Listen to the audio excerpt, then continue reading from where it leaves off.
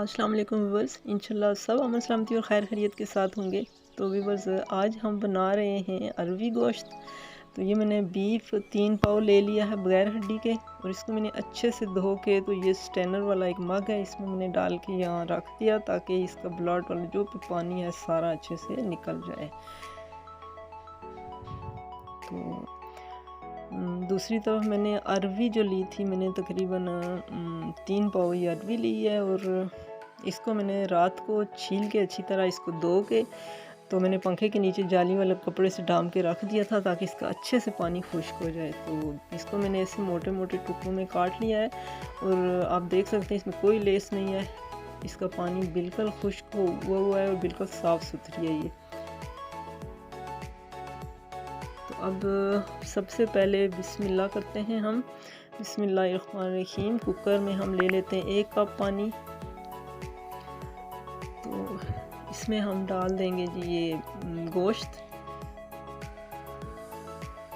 और इसके साथ ही जो जो चीज़ें जाती हैं यानी मसाले हमें चाहिए, हम सारी चीज़ें यहीं इसमें ऐड कर देंगे। यहाँ पे मैंने ले लिए लहसुन की एक पूरी गट्ठी मैंने छील ली थी। ये गोश्त में लहसुन थोड़ा मैं ज़्यादा डालती हूँ, तो ये साबुत ही मैंने डाल दिया। और अदरक जो है वो मैंने एक छोटा टुकड़ा वो मैंने पीस के डाला।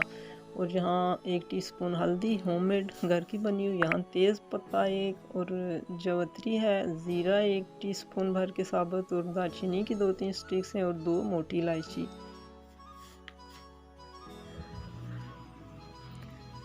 तो ये मसाले इसमें चले गए। और प्याज और टमाटर ये 2-2 टुकड़े करके, 2 प्याज मैंने लिए दरमियाने साइज़ के, ये भी 2-2 टुकड़े, और टमाटर भी अच्छे रेड कलर के 2-3 लिए, इनको भी 2-2 टुकड़े करके ये भी इसमें मैंने इधर ही डाल दिए। ये अरवी गोश्त बहुत जल्दी और बहुत ही मज़ेदार बन के तैयार होता है, और जल्दी भी बन जाता है ये।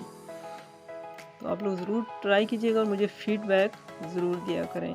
और यहाँ पे मैंने 1 टीस्पून पिसा हुआ धनिया ले लिया, वो भी डाल दिया।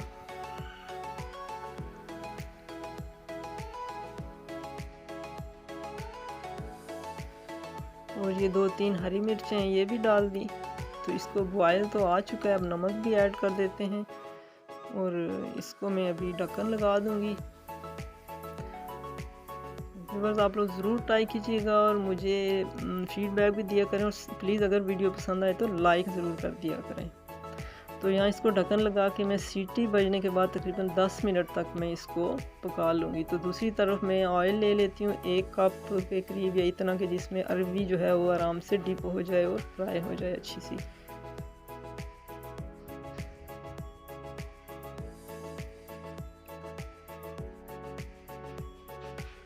तो यहाँ मैं इसमें ये डाल देती हूँ अरवी।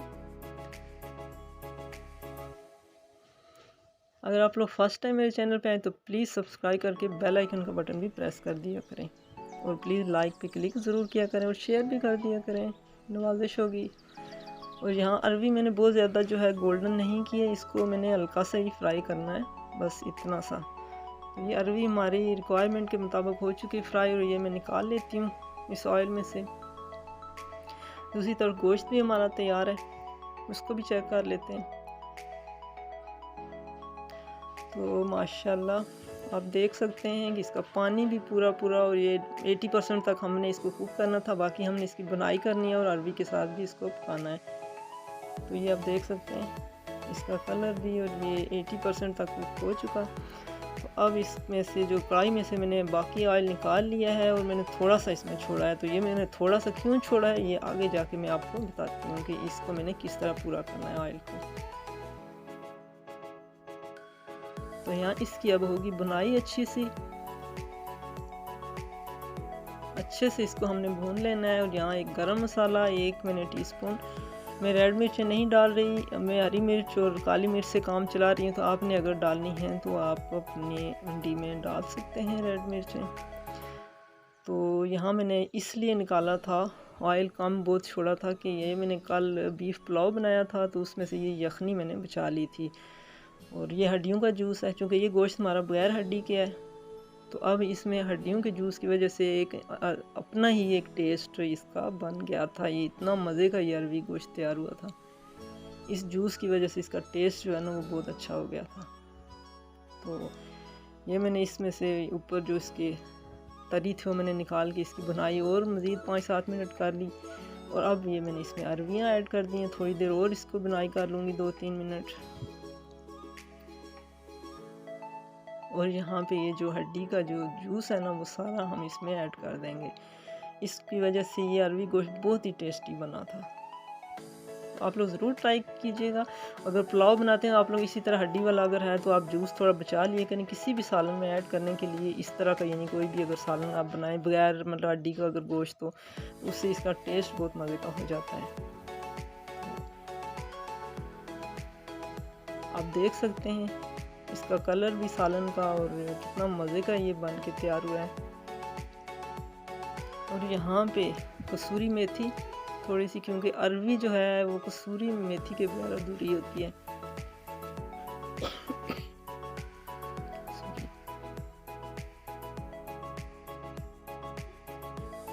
तो ये सालन हमारा माशाल्लाह तैयार हो चुका।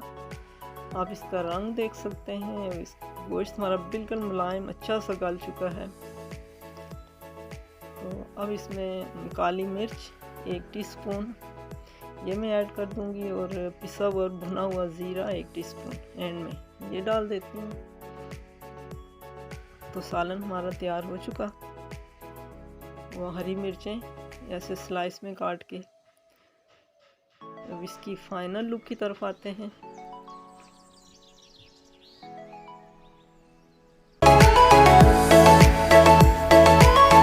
तो माशाल्लाह आप देख सकते हैं कि इसका कलर और किस कदर मज़े का ये अरवी गोश्त तैयार हुआ। आप लोग इस मेथड के साथ ट्राई ज़रूर कीजिएगा और मुझे फीडबैक प्लीज़ ज़रूर दिया करें और लाइक और शेयर भी कर दिया करें। तो दुआओं में याद रखें।